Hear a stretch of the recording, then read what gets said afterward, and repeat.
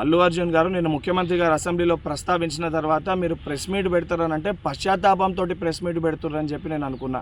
ఎందుకంటే సంధ్యా థియేటర్ సంఘటన జరిగిన తర్వాత ఆ సంఘటన మీ దృష్టికి వచ్చిన తర్వాత కూడా మీరు ఈ రకంగా మూవీ ఎప్పటివరకు చూసిర్రు, ఎప్పటివరకే క్లాప్స్ కొట్టిర్రు, వెళ్ళేటప్పుడు మీరు అభివాదం తెలుపుకుంటూ వెళ్ళినరా లేదా మీరు ర్యాలీగా వెళ్ళినరా, చాలా క్లియర్గా ఫుటేజెస్ కనబడుతున్నాయి.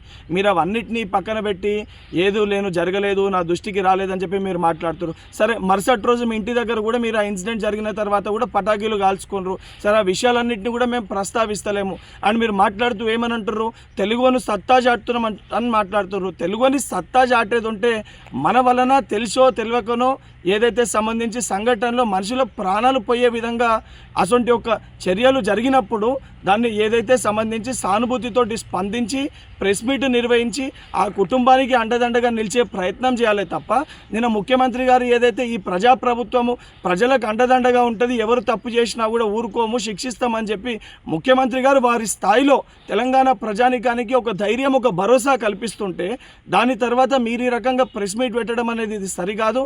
ఇప్పటికన్నా మీరు మాట్లాడిన మాటలపైన మీరు ఆత్మవిమర్శ చేసుకొని మీరు మాట్లాడిన మాటల్ని వెనుకకి తీసుకోవాలని చెప్పి డిమాండ్ చేస్తున్నా.